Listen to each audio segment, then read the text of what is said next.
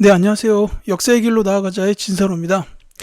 오늘 그러니까 2025년 5월 8일 어버이날인데 오늘 전국연합학력평가가 고3 대상으로 시행이 됐죠. 한국사 영역에 대한 해설 강의를 지금부터 바로 시작하도록 하겠습니다. 자, 1번부터 볼게요. 개인적으로는 선사시대 문제가 아니라서 조금은 놀랐습니다. 자, 가국가에 대한 설명으로 옳은 것은 하고 물었어요. 자, 가국가의 성장과 발전 이렇게 나와 있는데 그 편성의 내용을 보니까 일부 소수림 왕 율령을 반포하여 체제를 정비했다.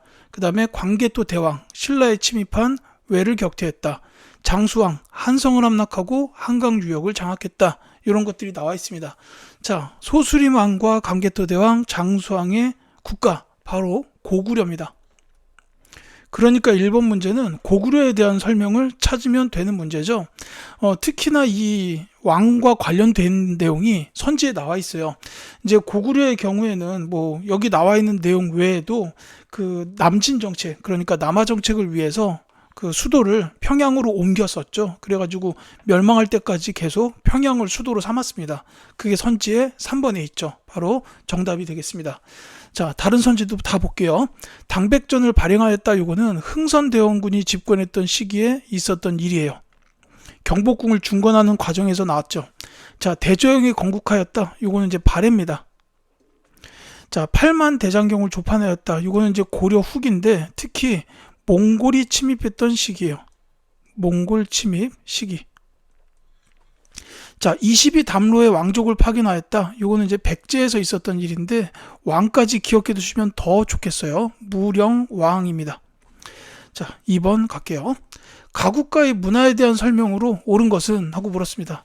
자, 오늘은 가의 수도였던 경주를 여행하였다. 가장 인상적이었던 가의 유산은 경주 불국사 3층 석탑 이라고 돼 있죠. 조화와 균형미가 돋보였다. 자, 여기 사진에 나와 있는 이 탑이 바로 불국사 3층 석탑, 다른 말로 석가탑 혹은 무영탑이라고도 합니다. 자, 이 불국사 3층 석탑에서 무구정광 대다란이 경이 발견되었다라는 건데, 자, 수도 경주 보면은 바로 나와야죠. 이 나라는 바로 신라입니다. 자, 신라의 문화에 대한 설명이에요. 자, 신라의 대표적인 문화유산 불국사 자체도 신라의 문화유산이고 그 바로 옆에 보시면 뭐 석굴암도 있고 그 다음에 뭐 경주 여행 가셨던 분들은 다들 아시겠지만 동궁과 월지 이 되게 멋있는 곳도 있고요. 뭐 첨성대라든지 뭐 분황사의 모전석탑이라든지 뭐 말로 표현할 수 없을 만큼 많습니다. 그러니까 이 경주를 가면은 이 역사 문화유적 좋아하시는 분들은 2박 3일 동안 계속 경주 시내를 돌아보면 많은 역사 문화유적을 감상할 수 있어요. 자, 지금 말씀드린 거의 정답은 있죠. 석굴암이 조성되었다라는 1번이 정답입니다. 이 불국사와 석굴암이 전부 다 통일신라 시대에 만들어졌던 이제 절이 되겠어요. 특히 석굴암에는 본존 불상이 있는데 카리스마가 아주 넘칩니다. 가서 직접 보면 정말로 멋있어요. 자, 3번 갈게요. 다음 자료를 활용한 탐구활동으로 가장 적절한 것은 하고 물었습니다. 자, 충청 감사가 군대를 이끌고 남한산성에서 항전하고 있던 임금을 지키기 위해 올라오다 험천연에서 청군에 패배하였다. 쭉 보시면 결국 조정은 척화를 주장하던 오달제 윤집을 청군 진영으로 보냈고 임금이 이내 항복하였다라고 되어 있습니다. 자, 이 상황 언제인지 아시겠죠? 바로 병자호란입니다. 이제 청나라 군대가 우리나라로 이제 침략을 해왔고 당시의 임금 바로 인조, 이 인조가 남한산성에서 항전을 하다가 결국 이제 항복을 하게 됐죠. 삼배구구두례라고 해가지고 굴욕적인 이런 의식도 행하기도 했고요. 자, 이 병자호란에 대해서 여러분들이 배워야 될 게 이 병자호란의 배경으로는 흔히 친명 배금 정책의 당시 외교 정책이 꼽혀요. 그러니까 이제 배금이라는 게 이제 금나라, 그러니까 여진족의 나라를 이제 배척한다라는 뜻이죠. 그게 배경이고 그 다음에 병자호란의 영향은 뭐냐면 북벌론이에요. 그러니까 이게 이제 친명 배금 정책. 이게 이제 배경이 돼서 청나라가 쳐들어왔고 그 다음에 영향으로 북벌론이 대두됐다라는 게 있죠. 그래서 정답이 4번이 되겠습니다. 북벌론이 대두된 배경을 알아본다. 이게 바로 병자호란과 가장 관련이 깊은 탐구활동이라고 보면 되겠죠. 자, 구미위원부의 활동을 조사한다 했는데 이 구미위원부는 대한민국 임시정부 때 있었어요. 자, 제가회의의 구성원을 분석한다. 이 제가회의는 고구려의 그 최고 의결회의였다라고 보시면 되겠죠. 자, 강동 육주의 획득 과정, 이건 이제 거란의 침입하고 관련이 있습니다. 고려 시대예요. 1차 침입 때 서희가 단판을 지어서 강동 육주를 획득하게 되었다. 이렇게 보시면 되겠고, 청해진을 설치한 목적, 이건 통일신라 시대의 장보고죠. 자, 왜 청해진을 설치했냐? 이제 해상 무역 그리고 해적 소탕을 위해서였다. 이렇게 이해하시면 되겠습니다. 4번 갈게요. 자, 가구강에 대한 설명으로 옳은 것은, 자, 화면에 보이는 청주, 용두사지, 철당 간에는 준풍이라는 연호가 새겨져 있는데 고려 제4대 국왕인 간은 광덕, 준풍과 같은 독자적 연호를 사용했고 노비안건법 등을 실시하여 왕권을 강화하였습니다. 라고 나왔어요. 자, 우리 수능 한국사 준비할 때 이 왕에 대해서 두 가지 키워드를 기억하는데 그게 바로 노비안건법이 있죠. 이 왕은 바로 광종입니다. 자, 광종하면 노비안건법, 그리고 또 하나는 과거제의 시행이죠. 그래서 정답은 2번이 되겠어요. 과거제를 도입하였다. 이게 바로 고려의 광종, 대표적인 업적이고, 이제 뭐 여기 광덕이나 준풍과 같은 독자적인 연호를 사용하였다. 이런 건 좀 더 심화된, 뭐 학교 내신을 깊이 있게 공부했던 학생들은 아마 여기까지도 알고 있지 않을까 싶습니다.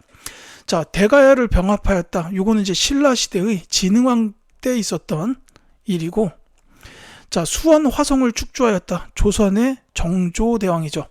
자, 육조 직계제를 시행하신 왕은 조선에 두 분이 계십니다. 태종, 이방원, 그 다음에 세조, 수양대군이죠. 두 분은 할아버지 손자 관계, 이렇게 보시면 되겠습니다. 쌍성 총관부를 공격하였다. 공민왕입니다.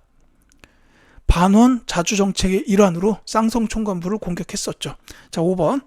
밑줄 친 변란에 대한 설명으로 옳은 것은, 자, 구식군인들은 받아야 할 급료가 제대로 지급되지 않자 원통함이 폭발하여 변란을 일으켰다. 자, 구식군인들이 일으킨 변란, 바로 이모군란입니다. 자, 이모군란에 대한 설명을 찾으라는 문제인데, 이때 구식군인들이 여기 나와 있는 것처럼 이제 차별 대우도 받았고요. 그 다음에 월급도 1년 이상을 못 받았어요. 그래서 이제 변란을 일으킨 거고, 이때 이제 이모군란이 일어나니까 그 당시 정부에서 청나라에다가 군대 보내서 난 좀 진압해 주세요. SOS 이랬단 말이에요. 그래가지고 이제 청나라 군대가 진압을 해줍니다. 그리고 나서 청나라에서 이제 요구를 하죠. 야, 우리가 이렇게 진압을 해줬어. 너네도 우리한테 뭘 좀 해줘야 되지 않겠니? 뭐 이렇게 이제 나온 거예요. 그래서 체결하게 된 게 바로 조청상민 수륙무역장정이에요. 조청상민 수륙무역장정. 이제 청나라랑 체결을 한 거고, 또 하나가 있다면은 재물보조약. 요건 이제 일본하고 체결을 했어요. 이때 이모군란이 일어나면서 이제 일본인 교관도 죽고 뭐 공사관도 습격을 받고 이랬습니다. 그거에 따른 이제 배상 조치, 이런 게 들어간 게 재물보조약이고, 이 청나라하고 맺은 조청상민 수륙무역 장정은 그 청나라 상인들이 서울까지 들어와서 무역을 할 수 있도록 허용을 해준, 이게 이제 가장 대표적인 내용이다라고 보시면 돼요. 자, 정답은 그래서 5번이죠. 조청상민 수륙무역 장정 체결에 영향을 주었다라는 게 이 이모군란에 대한 설명이 맞습니다. 자, 9번 신참의 원칙 표방, 요거는 광무개혁이에요. 고종이 추진했던 대한제국 때의 개혁이죠. 치안유지법에 의하여 탄압받았다. 요거는 많습니다. 1920년대에 치안유지법이 제정된 이후에 여러 독립운동가들, 특히 사회주의 계열 독립운동가들이 치안유지법에 의해서 많이 탄압을 받았어요. 자, 교정도감이 설치되는 배경이 되었다. 요 교정도감은 최씨 무신 정권 때 설립된 최고 권력 기구입니다. 그래서 이건 최충원하고 관련이 되겠고요. 최충원, 고려시대죠. 자, 동북구성이 축조되는 결과를 가져왔다. 요거는 이제 윤관이라는 분이 만드신 별무반. 이 윤관 이분은 여진족 킬러죠. 그래서 여진족을 격퇴했다. 그리고 그 자리에 동북구성을 쌓았다라는 게 이제 이 관련된 내용 되겠습니다. 자, 6번 갈게요. 밑줄 친 이 시기의 경제 상황으로 옳은 것은 하고 물었습니다. 제가 만들었던 이제 수능 대비 컨텐츠에서 많이 강조했던 내용이에요. 봅시다. 상평 통보가 전국적으로 유통되었던 이 시기에는 사회 경제적 변화 속에서 서민층이 문화의 새로운 주체로 성장하였습니다. 라고 돼 있어요. 상평통보가 전국적으로 유통되었다라는 데서 이 시기를 알 수가 있습니다. 바로 조선 후기예요. 이때 이제 상평통보가 유통이 되고 상품 화폐 경제가 발달을 했고 이런 이제 경제적인 발전에 수반해서 서민 문화의 발달도 이어졌죠. 이제 그거에 관련된 설명, 특히나 여기 봉산 탈춤이나 판소리 춘향가, 그 다음에 민화, 그리고 풍속화 같은 이런 이제 그림도 많이 유행을 했습니다. 자, 조선 후기 시대의 경제 상황으로 옳은 걸 찾아라 그랬는데 말씀드렸듯이 조선 후기에는 이제 상평통보가 유통이 됐고 상품 화폐 경제가 발달을 했어요. 이렇게 이제 경제가 활성화됐던 가장 근본적인 원인이 뭐였냐면 광해군 시대에 시행된 대동법 때문이에요. 그래서 정답은 2번이고 이 대동법의 시행됨으로 인해서 그 백성들 입장에서는 세금 납부가 조금 이제 경감이 됐어요. 지방 특산물을 납부하지 않게 되고 토지 결수에 따라서 쌀이나 옷감을 내게 했기 때문에 이제 백성들 입장에서는 세금을 내기도 편해졌고 부담도 줄어든 상태입니다. 이제 그러면서부터 이제 그 지방 특산물을 취급하는 공인이 성장하고 그들이 활발하게 상업 활동을 하면서 상품 화폐 경제가 발달을 했고 이러면서 이제 조선 후기의 경제가 자본주의 쪽으로 이제 하나 둘씩 이렇게 나아가는 그런 과정이 있었다고 보시면 되겠어요. 자, 회사령이 공포되었다. 요거는 이제 1910년대 일제강점기 초기죠. 삼백산업이 발달하였다. 요거는 이제 이승만 정부 때의 일이에요. 이때 말하는 삼백산업은 세 가지가 하얗다. 그 면, 화, 설탕, 밀가루. 이렇게 세 가지 산업을 말합니다. 전식과 제도가 운영되었다. 이건 이제 고려시대의 토지제도. 자, 그 다음에 남면 북양 정책이 실시되었다. 이건 이제 1930년대 중반 이후에요. 남쪽에서는 면을 생산하고 북쪽에서는 양을 키워라. 이게 그 일제가 전쟁 물자를 조달하기 위해서 시행했던 정책이라고 보시면 되겠습니다. 자, 7번 볼게요.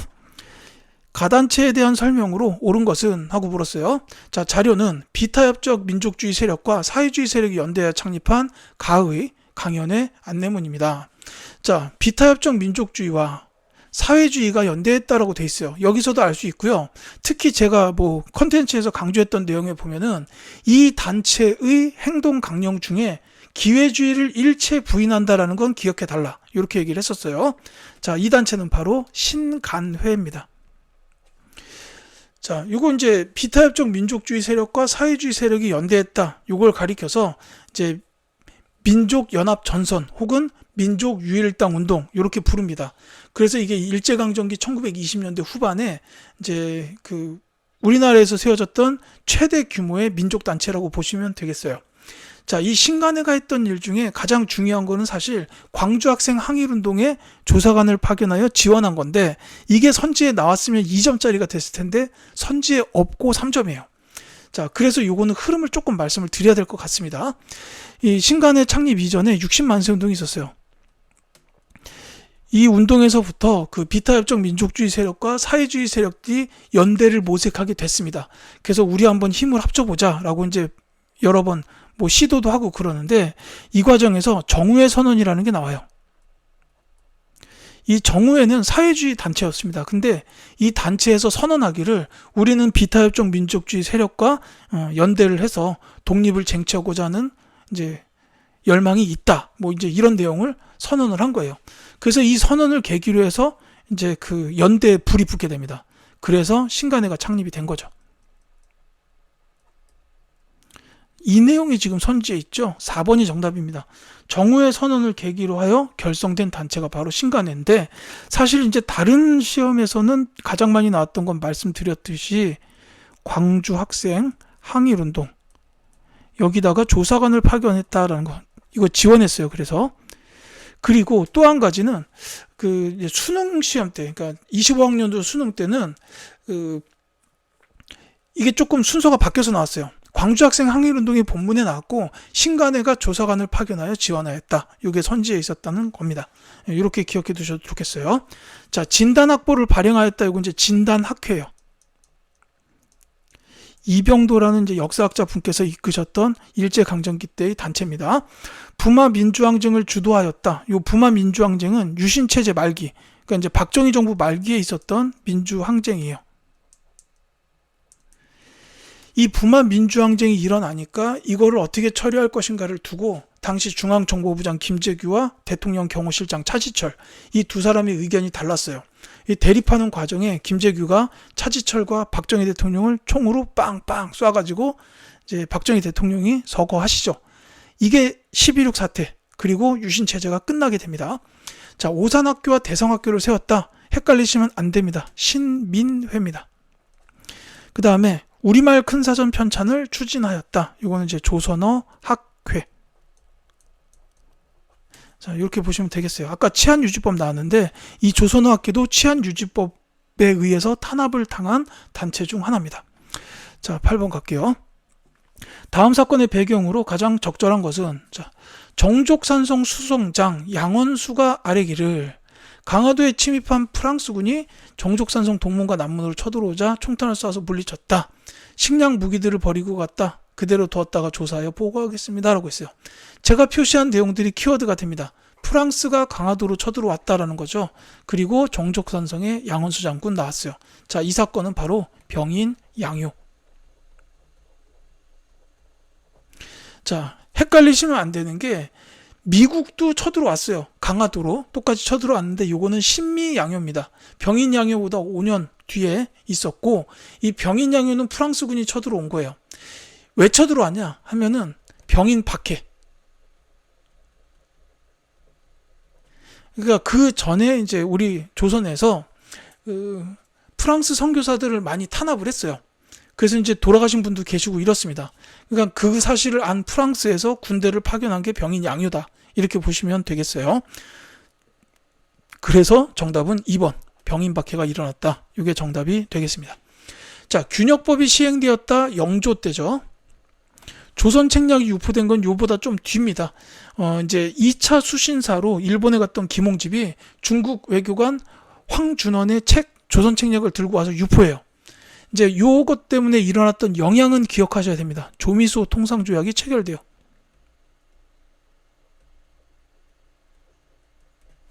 자, 그 다음에 군국기무처가 설치되었다. 요거는 이제 가보기역 시기, 특히 그 1차 가보기역 때인데 뭐 1차, 2차를 구분하실 필요까지는 없으니까 가보기역 시기에 그 개혁 정책을 총괄했던 기관이다. 이렇게 보시면 되겠고요. 위화도 회군이 단행되었다. 이건 이제 고려 말기죠. 고려 말이고 이때 위화도 회군을 주도하셨던 분은 바로 이성계. 조선의 태조 국왕이 되는 분입니다. 자, 9번. 밑줄 친 농민군에 대한 설명으로 옳은 것은? 하고 물었어요. 자, 얼마 전 고부와 태인 등을 장악했던 농민군이 세력을 더욱 확대하고 있습니다.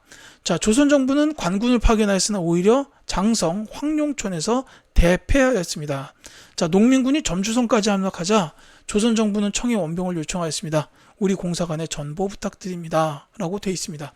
자, 여기서 말하는 농민군, 특히나 황룡촌에서 관군하고 싸워서 이긴 거죠. 이건 이제 관군이 대패한 거고, 자, 이 농민군은 바로 동학농민운동의 그 농민군입니다.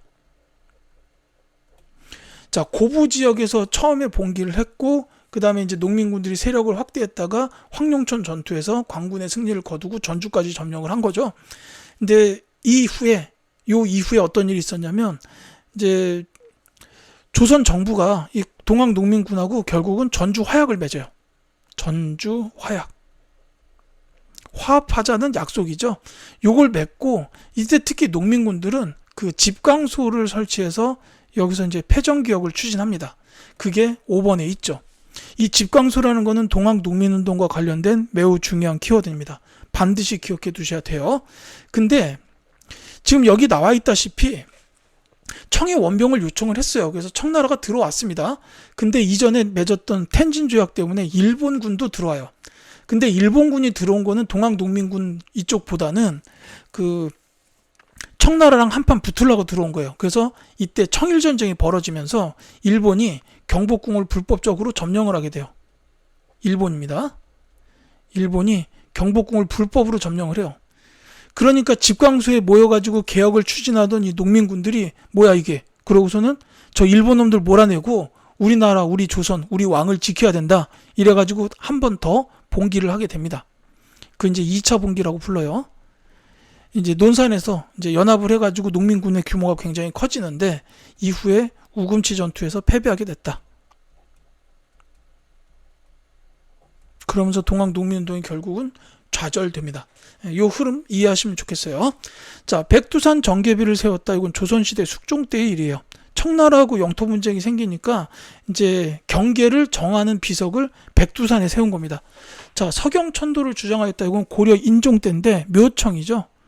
묘청의 서경천도 운동인데 요거는 그 이자겸의 난과 함께 묘청의 서경천도 운동을 묶어서 기억하시는데 그 고려 문벌 사회의 동요랑 관련된다. 이렇게 기억해 두시면 좋겠어요. 자, 안시성 전투에서 승리하였다. 이건 고구려에 대한 건데 고구려. 그리고 특히 안시성 전투랑 관련된 지휘관 연개소문이죠. 정변 일으켜가지고 이제 왕을 시해하고 이제 본인이 가장 권력을 잡았던 그런 사람입니다. 자, 수선사 결사운동을 전개하였다. 이거는 이제 고려의 승려였던 진울. 자, 이 승려께서 이제 운동을 전개하셨어요.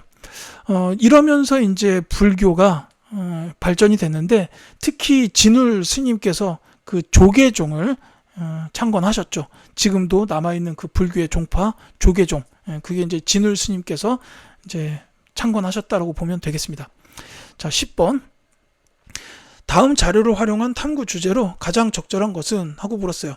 자, 신유인석이 전학에 글을 올립니다. 신은 국모의 원수를 갚고 전통을 보존하자는 기치 아래 무기를 들고 일어났습니다. 자, 사람으로서 지켜야 할 도리가 무너지려 하기에 하늘이 맡긴 책임을 져버리기 어려워 감히 나선 것일 뿐입니다. 라고 돼 있어요. 자, 여기서 가장 중요한 키워드는 바로 국모의 원수를 갚는다라는 거예요.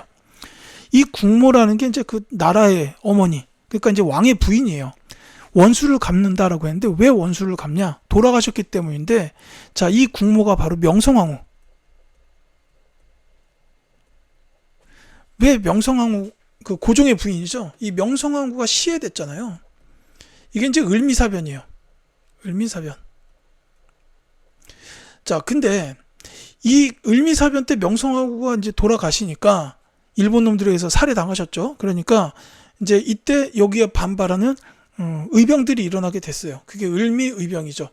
이제 관련된 게 또 을미개혁이 있어요. 그러니까 일본이 이 명성황후를 이제 시해를 하고 그 다음에 이제 고종을 협박해서 개혁을 추진했는데 거기에 보면 뭐 단발령 추진 이런 게 있어요. 그러니까 당시 조선시대 유생들은 당연히 여기에 찬성할 수가 없었다라는 겁니다. 그래서 이제 의병이 일어나게 됐다라는 거죠.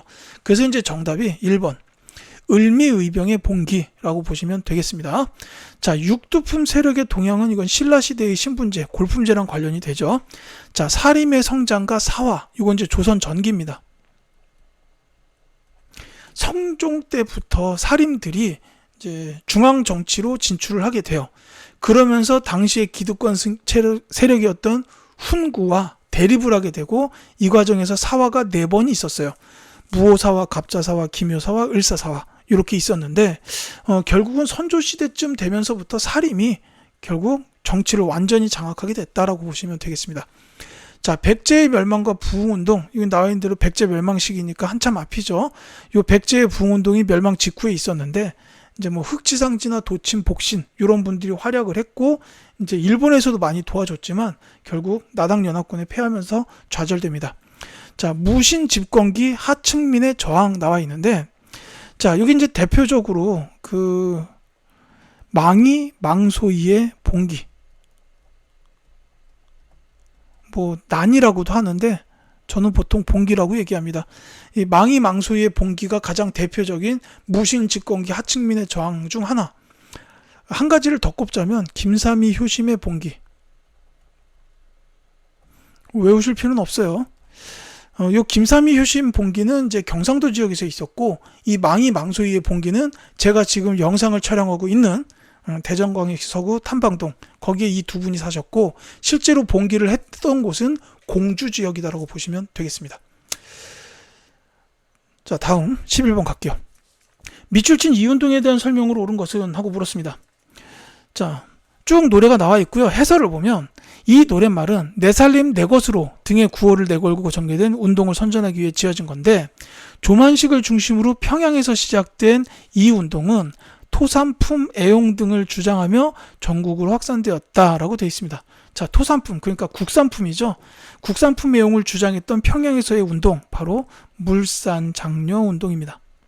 1920년대에 있었던 물산 장려 운동에 대한 설명이에요. 자, 선지 보면 바로 나오겠죠. 조선물산 장려회가 주도하였다. 1번이 정답입니다. 이 단체의 이름을 외우지 않더라도 물산 장려 운동이라는 사실만 알면 바로 나오죠. 이렇게 보시면 되겠고요. 김부식이 이끄는 광군에 의해 진압되었다. 이게 이제 묘청의 서경천도 운동이에요.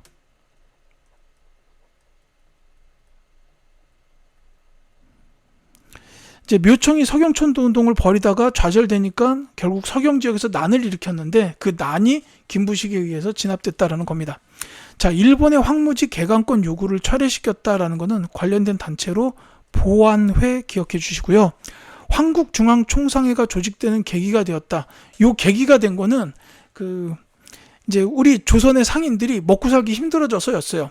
그러니까 이 시기가 개항기 시기다 보니까 이제 열강들의 이권 침탈이 본격화됐던 때였어요.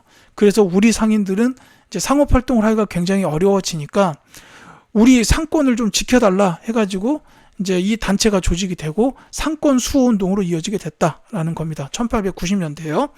자, 모스크바 삼국 외상회의 결정을 규탄하였다. 요거는 신탁 통치 반대 운동 정도로 보시면 돼요. 신탁 통치 반대. 이제 광복 직후에 미국과 소련이 38도선 기준으로 남과 북에 들어와서 이제 군정 통치를 시작하죠. 그 과정에서 모스크바 삼국 외상회의가 열리고 이제 신탁 통치를 하겠다. 임시정부가 세워질 때까지는 신탁 통치한다 해가지고 거기 반대했다는 겁니다.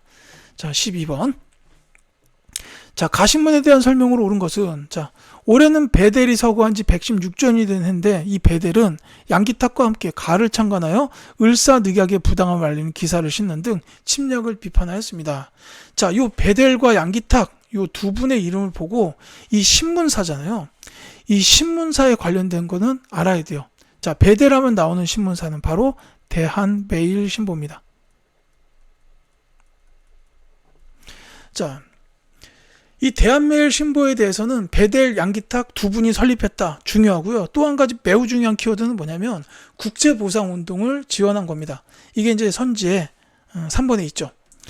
그 전까지는 시험에서 국제보상운동에 관한 본문을 알려주고 대한매일신보 등 언론의 지원을 받았다. 이렇게 선지에 나왔었는데 이제 저번 25학년도 수능 때부터 이 시험에도 나온 문제가 대한매일신보를 본문에 주고 국제보상운동을 지원했다. 이렇게 고르도록 이제 문제를 냈네요. 자, 분하로드 운동을 전개하였다. 이거는 이제 신문사로 따지면 동아일보예요. 1930년대 초에 있었던 그 민중 계몽운동입니다. 독립문 건립에 영향을 주었다. 이건 이제 독립협회예요. 독립문 건립한 단체가. 그리고 그 독립협회에서 세운 신문사가 독립신문이죠. 자, 천도교의 기관지로 발행되었다. 이거는 이제 만세보. 이 만세보는 그렇게 중요하진 않습니다. 예. 그리고 전태일 분신 사건을 보도하였다. 이 전태일 분신 사건은 박정희 정부 때 있었던 일이에요. 근로기준법을 준수하라 하면서 이 전태일 열사께서 자기 몸을 태워서 스스로 이제 목숨을 끊으셨죠. 이걸 최초로 보도한 신문사는 경향신문이에요. 중요하진 않지만 설명은 드려야 될 것 같네요. 13번 갈게요. 자, 다음 자료에 나타난 민족운동에 대한 설명으로 옳은 것은, 자, 광무 황제가 독살당했다는 소문 때문에 민심이 들끓었고 많은 사람이 장례식을 보기 위해 상경하였다. 민족 대표들은 이를 기회로 시위를 준비하였고 탑골공원에서 독립선언서가 낭독되자 만세소리가 하늘에 메아리 쳤다. 자, 지식인과 학생은 물론 농촌의 노인들까지 시위에 열렬히 동참하였다. 자, 이 민족운동 뭡니까? 쭉 읽다 보면 나오는데 이건 바로 3.1운동이에요. 제가 지금 밑줄 그어놓은 것들이 키워드라고 보시면 되겠습니다. 여기 광무 황제는 고종이에요. 그러니까 고종의 장례식과 관련이 되는 민족운동이고요. 그 다음에 민족대표 33인이죠. 이분들이 이제 시위를 준비해서 독립선언서를 만들었고 탑골공원에서 만세운동이 퍼졌다. 이게 바로 3.1운동에 대한 설명입니다. 요 3.1운동에 대해서는 배경과 영향을 다 기억해 두시면 좋겠어요. 이 3.1운동의 배경은 두 가지 정도를 꼽는데, 하나는 민족 자결주의. 1차 세계대전 이후에 미국의 윌슨 대통령이 제창했던 민족 자결주의, 그리고 또 하나는 이제 한 달 정도 전에 있었던 28 독립선언. 도쿄의 유학생들이 그 도쿄에서, 일본의 심장부에서 대한독립 만세를 외쳤던 일입니다. 그래서 3.1운동이 벌어졌고, 이 영향도 두 가지를 기억하셔야 돼요. 하나는 대한민국 임시정부 수립, 그리고 또 하나는 일제의 통치 방식이 이른바 문화통치로 바뀌게 됐다라는 거죠. 자, 이렇게 두 가지 내용을 각각 기억해 두셨으면 좋겠어요. 배경, 영향입니다. 읽어보시면 정답이 나오죠. 바로 3번. 28 독립선언에 자극을 받았다라는 겁니다. 그래서 일어나게 됐다라는, 이거 보시면 되겠죠. 자, 삼정 이정청의 설치로 이어졌다. 요거는 임술 농민봉기, 조선 철종 때입니다. 발음이 안 좋네요. 임술 농민봉기고, 원산 총파업을 계기로 일어났다. 자, 이 원산 총파업은 1920년대 후반 29년에 있었어요. 미국의 석유회사 라이징선 원산에 있었는데, 여기에 이제 일본인 작업반장이 한국인 노동자를 구타하는 사건이 일어나요. 그래서 총파업이 벌어졌다는 겁니다. 자, 정방이 폐지되는 결과를 가져왔다. 이 정방 폐지는 고려 때 공민왕 때 일이에요. 자, 조선건국준비위원회가 주도하였다. 이제 이 건국준비위원회가 만들어진 거는 일제의 패망이 눈에 보이기 시작했기 때문에 만들어졌어요. 그래서 이제 광복이 되면은 당장 뭐 치안이나 행정 같은 걸 어떻게 할 것이냐, 이것 때문에 이 조선건국준비위원회가 만들어졌었는데, 이제 실제로 그 일제가 패망하니까 조선건국준비위원회가 치안 및 행정을 준비하죠. 다만 바로 이어서 미국이 점령군 형태로 들어왔다라는 겁니다. 자, 14번. 밑줄 친 이 시기에 볼 수 있는 모습으로 가장 적절한 것은? 하고 물었어요. 자, 일제가 중일전쟁 이후 침략전쟁을 확대하던 시기에, 자, 여기 중요한 내용이 나왔죠. 자, 애국반장이 쌀 공출을 계속 재촉하자 마을 사람들에게 쌀 공출을 강요받고 있는데 거두어진 쌀 일본 국민의 식량으로 보내질 것이다. 따를 필요가 없다라고 발언하여 6개월형을 선고받음. 이렇게 나왔습니다. 자, 공출 나왔고요. 침략전쟁 확대하던 시기다라는 겁니다. 이거는 1930년대 중반 이후에요. 일제가 막 중국하고 싸우고 있었죠. 그리고 나중에 미국하고도 태평양 전쟁 벌여서 덤빕니다. 이런 시기인데, 요거를 크게 두 가지 키워드로 기억하실 필요가 있어요. 그 하나는 민족 말살 통치. 뭐 황국 신민 서사를 암송시켰다라든지 창씨 개명했다, 신사 참배했다. 요게 민족 말살 통치고, 또 하나는 국가 총동원법 시행이에요. 총동원법입니다. 나라에서 다 동원하는 거예요. 필요한 것들 다 가져가는 거예요. 뭐 이제 여기 쌀도 나와 있지만 금속 종류도 공출 많이 했고요. 인력 수탈도 굉장히 심했어요. 강제징용, 징병, 그 다음에 학도 지원병, 그리고 여성들의 경우에도 정신근로라고 하는 그 위안부, 이런 게 여기에 해당하는데, 이 관련된 내용 찾으면 나올 겁니다. 바로 정답은 3번. 징용으로 군수공장에 끌려가는 청년. 이 뭐 전에 일본에서 그 사도광산인가 그걸 뭐 유네스코 유산으로 지정안에 만회해가지고 막 여기서 좀 들끓었던 일이 있었죠. 그 사도광산이 우리 그 당시 일제강점기 때 우리나라 분들이 가셔가지고 거기서 이제 강제로 노역을 했던 그곳이기 때문에 그랬습니다. 자, 토지조사령을 공포하는 관리. 요건 이제 1910년대죠. 매소성 전투에 참여하는 병사. 요건 이제 7세기. 그러니까 삼국 통일 과정에서 나당 전쟁이 있었어요. 이 과정에서 나당 전쟁, 매소성 전투, 기벌포 전투가 있었습니다. 홍경래의 난에 가담하는 광산 노동자.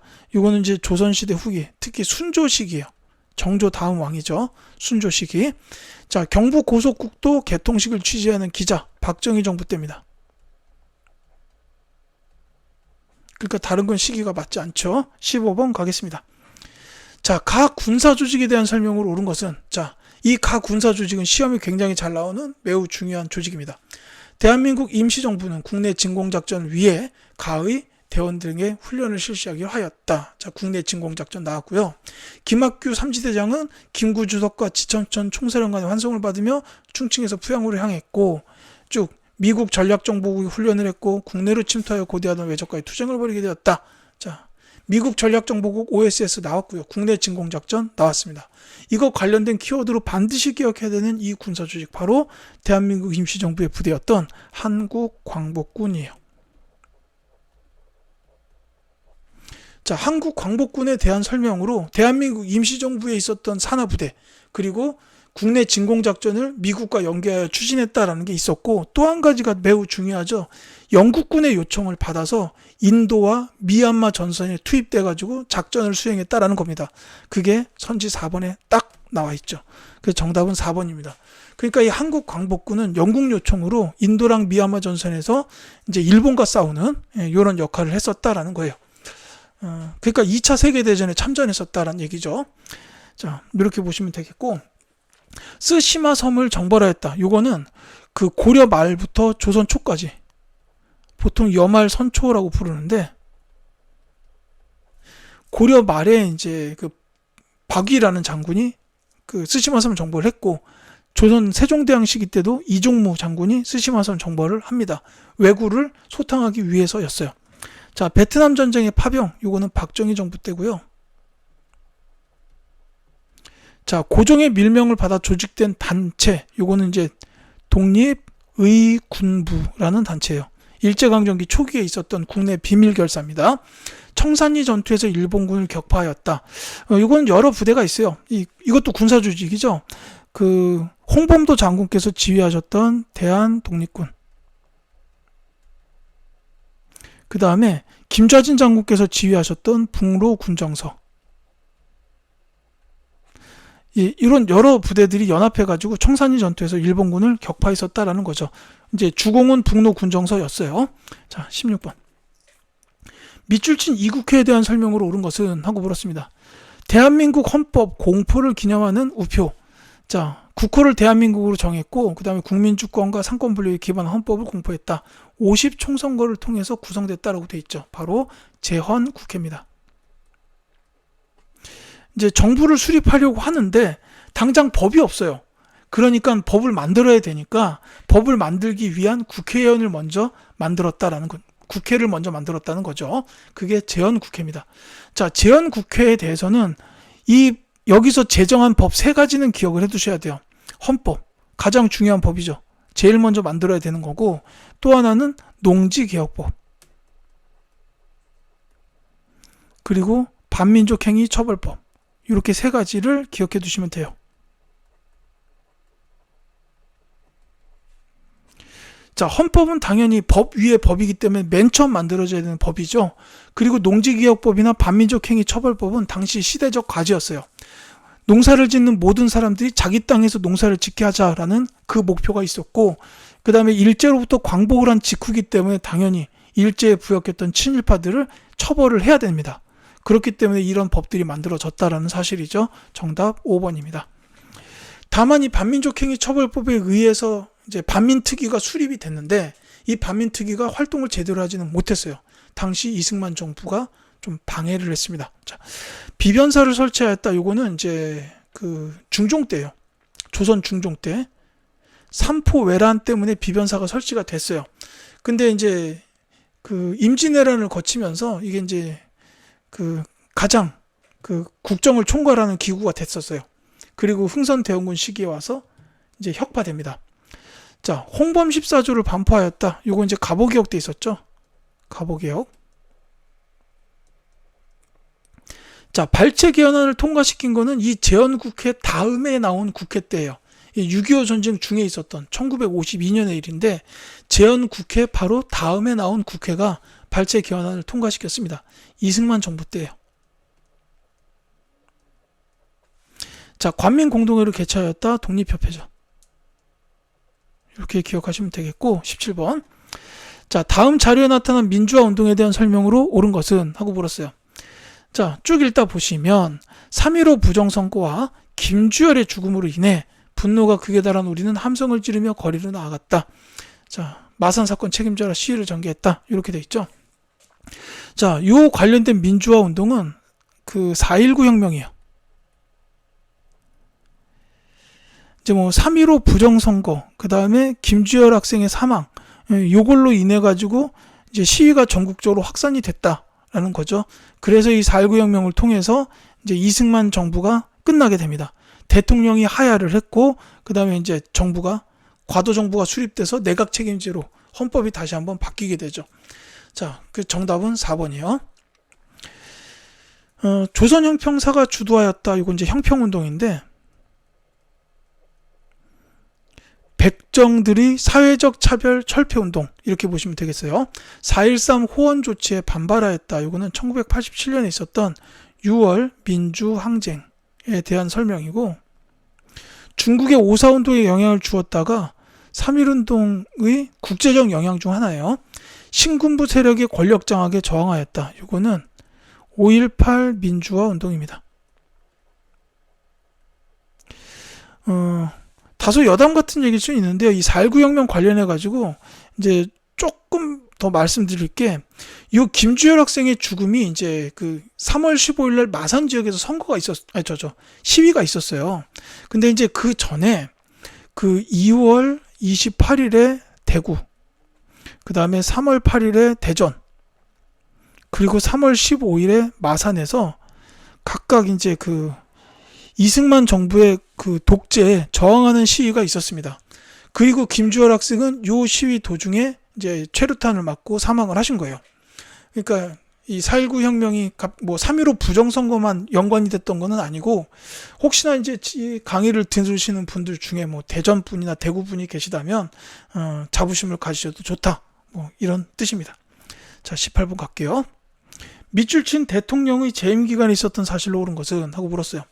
자, 속보입니다. 대통령이 긴급명령을 통해 금융실명제의 전격 시행을 발표하였습니다. 자, 금융실명제 하면 나오는 대통령, 바로 김영삼 대통령이죠. 그래서 이거는 김영삼 정부예요. 자, 김영삼 정부 때 있었던 사실들이 여러 가지가 있는데, 경제 관련돼서는 그 금융실명제 시행과 그 다음에 OECD에 가입, 이렇게 두 가지가 있고요. 그 다음에는 역사 바로 세우기라고 해가지고, 지금은 아예 없어졌지만은 예전에는 경복궁 앞에 그 조선총독부 건물이 있었어요. 그래서 일제로부터 광복한 이후에도 그 건물을 한동안 사용을 했었는데, 이 김영삼 정부 때 그 건물을 철거시켰습니다. 뭐 이런 것들이 있다라는 거예요. 선지의 5번에 OECD가 나와 있죠. 그래서 이게 정답이 되겠고요. 자, 유신헌법이 공포되었다는 당연히 박정희 정부고, 전민 변정도감이 설치되었다. 이건 이제 고려 때 공민왕 때예요. 동양척식 주식회사가 설립되었다. 요거는 연도로 말하자면 1908년인데 이제 일제강점기에 토지수탈하고 뭐 이런 거 했던 회사라고 보시면 되죠. 자, 제1차 경제개발 5개년 계획의 추진, 박정희 정부, 이렇게 보시면 되겠습니다. 자, 19번. 밑줄 친 이 전쟁 중에 있었던 사실로 옳은 것은? 하고 물었어요. 자, 북한군의 기습 남침으로 시작된 이 전쟁이라고 나왔어요. 자, 이거는 바로 보면 나와야죠. 6.25 전쟁입니다. 북한군, 그 다음에 한국군, 유엔군, 이런 군대가 6.25 전쟁 말고는 없었어요. 자, 뭐 정답도 금방 나오죠. 유엔군이 참전하였다. 1번이 정답이에요. 뭐 많이 나오는 키워드가 뭐 인천 상륙 작전, 그 다음에 뭐 흥남 철수라든지 일사후퇴. 이제 여기 16번 문제에 나온 선지에 있었지만 발췌 개헌도 6.25 전쟁 중에 있었던 일이에요. 이런 것들이 등장할 수 있다는 거죠. 여기서는 유엔군이 참전하였다가 나왔지만 이런 것들이 선지에 걸릴 수도 있다는 점 같이 기억해 두시면 되겠습니다. 자, 장용영이 설치되었다. 정조 때의 일이고요. 아관파천이 단행되었다. 이 아관파천 아까 제가 을미의병 말씀드렸는데, 이제 고종이 일제로부터 계속하여 신변 위협을 받고 있었고, 그 다음에 또 하나는 그 우리 조선 땅에서 일본의 세력이 너무 영향력이 커지고 있었던 거를 좀 막아보고 싶은 마음도 있었던 것 같아요. 그래서 아관파천을 단행한 거죠. 자, 간도 참변이 발생하였다. 이거 아까 청산이전도 나왔었는데 그 시기에 있었던 일제의 만행이에요. 그 만주 지역 독립군들의 근거지를 없애기 위해서 그 지역에 살고 있던 한인들을 싹 다 살해했던 학살이죠, 학살. 그런 간도 참변이 있었다라는 거고, 그래서 이때 이제 그 독립군들은 그 만주 지역에서 그 활동할 수 없게 되어서 러시아로 갔다가 또 자유시 참변을 맞게 됩니다. 자, 제너럴 셔먼 사건이 일어났다. 이거 흥선대원군 시기인데, 미국이 신미 양요를 버리게 된 게 이 제너럴 셔먼 사건 때문이에요. 이거는 이제 제너럴 셔먼 선원들이 평양 쪽을 약탈하니까 당시에 이제 평양 관민들이 배를 불태우고 선원들을 죽였어요. 그러니까 이거는 미국 측에서 먼저 잘못한 일입니다. 자, 20번 갈게요.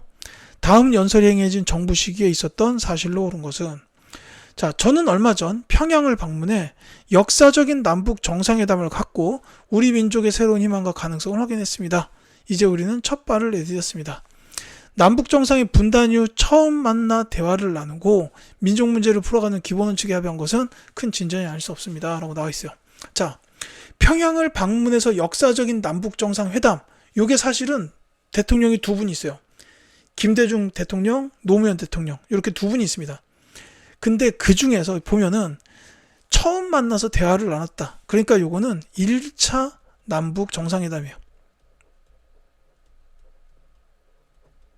그렇기 때문에 김대중 정부입니다. 자, 노무현 정부도 남북 정상회담 했어요. 평양 가가지고 김정일 만났습니다. 그거는 2차 남북 정상회담이죠. 자, 요건 이제 그 김대중 대통령이 평양 가서 김정일을 만난 1차 남북 정상회담 설명이라고 보시면 되겠습니다. 자, 이 관련된 내용이 고스란히 나와 있어요. 이 1차 남북 정상회담이 있었던 그때 이제 회담을 마치면서 있었던 게 6.15 남북 공동선언입니다. 그래서 정답은 5번이에요. 제가 이제 2차 남북 정상회담이 노무현 정부 때 있었다라고 했는데, 사실 아직 이 그 전국 학력평가에서 노무현 정부가 나왔던 적은 없는 것 같아요. 근데 이때는 14 남북 공동선언이에요. 날짜가 다르죠. 뭐 연계해서 기억해 두시면 되겠습니다. 참고만 하시고요. 자, 대한국 국제가 반포되었다. 요건 이제 대한제국 시기, 광무개혁 시기입니다.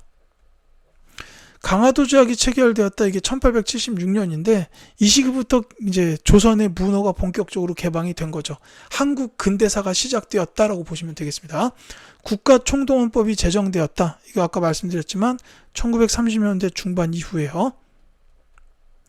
좌우합작위원회가 조직되었다. 요거는 이제 광복 이후에 그 1차 미소공동위원회가 결렬된 거랑 관련이 있어요. 이때 남북 분단의 위험이 점점 이제 남북 분단의 내용이 점점 이제 가능성이 커지고 있으니까 그러면 안 돼 해가지고 좌우합작 운동이 벌어진 겁니다. 이렇게 보시면 되겠죠. 자, 이렇게 해가지고 2025년 5월 8일에 시행된 그 고등학교 3학년 전국연합학력평가 한국사 영역에 대한 해설 강의를 모두 마치겠습니다. 이제 수능을 대비하는 해설 강의다 보니까 내용 설명이 다소 많고 길어졌는데요. 이런 강의들을 들으면서 이제 뭐 한국사보다는 이제 국영수 쪽에 좀 더 집중해서 공부해 주셨으면 해요. 이제 그러니까 이 강의는 가볍게 들으시고 평소에는 국영수 공부 여기다 힘을 써달라는 말씀을 다시 한번 부탁드립니다. 자, 지금까지 제 강의 들어주신 학생 여러분들께 진심으로 감사드립니다. 다른 컨텐츠로 또 찾아뵐게요.